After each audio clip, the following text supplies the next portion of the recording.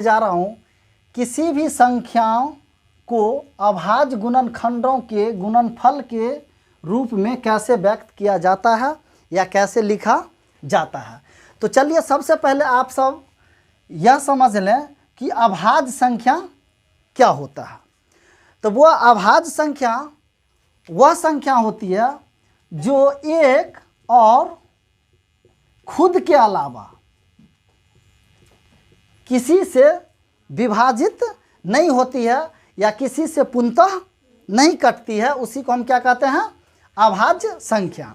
जैसे उदाहरण के तौर पर हमने यहाँ ले लिया 5, तो अब देखिए 5 में जो हम भाग करेंगे 1 से तो लग जाएगा 1 पंचे 5। फिर 5 में यदि हम 5 से देंगे खुद, 5 खुद है तो 5 से देंगे 5 का 5 हो गया। तो देखिए 1 से और खुद से कट गया तो ये अभाज्य संख्या कहलाएगा। लेकिन यहीं पर दूसरा उदाहरण देखिए, अगर यहीं पर हमने ले लिया 4, क्या ले लिया 4, अब इसमें हम भाग करेंगे तो 1 से लगेगा, 1 चौके 4, कोई दिक्कत नहीं है हमें। फिर यहाँ पर 2 से भी इसमें लग जाएगा, 2 दूनी 4, फिर 4 से भी इसमें लगेगा, 1 चौके 4।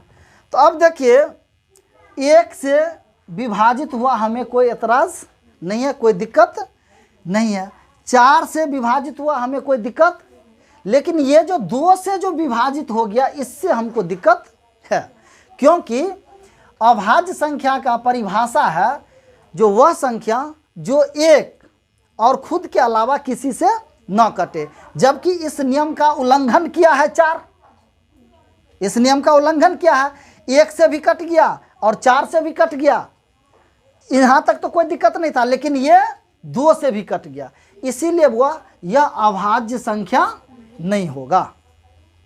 तो अब आप सबको तो अभाज्य संख्या समझ में आ गया होगा।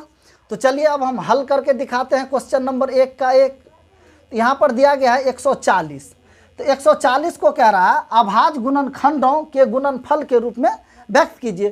तो इसको हम किसी रफ पेज पर इसका गुणनखंड 140 का गुणनखंड ज्ञात कर लेंगे। तो यहाँ पर चलिए 2 से लगाया,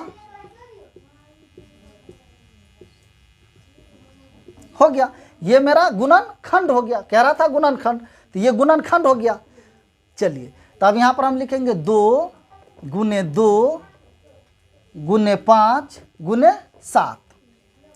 इसी को इस तरीके से भी हम लिख सकते हैं, 2 का पावर 2, क्योंकि 2 2 बार आया है, गुने 5 कै बार आया है, 1 बार आया है, इसीलिए 5 का पावर 1, गुने 7 1 बार आया है, इसीलिए इसका 7 का पावर 1। यही मेरा क्या हो गया, आंसर हो गया। चलिए अब कहिएगा सर क्वेश्चन नंबर 2 भी बता दीजिए। अगर 2 नंबर बता देते हैं इसके बाद आप सब इन सब को खुद से हल कर लीजिएगा, क्योंकि सब वैसे ही बनेगा, बस यही इसमें फ़र्क है, जो इनका गुणनखंड थोड़ा लंबा जाएगा और इन सब का बहुत जल्दी हो गया। तो चलिए अब यहाँ पर हम 156 का साइड में करेंगे। तो 2 से लगाया, 2 से लगाया, फिर 3 से लगाया 13। तो इसको हम लिख देंगे यहाँ पर 156 बराबर 2 गुने 2 गुने 3 गुने 13। तो अब चलिए फिर देखिए यहाँ पर 2 कितने बार आया है, 2 बार, तो इसका पावर 2 दे देंगे। फिर गुने 3 कितने बार आया है, तो 1।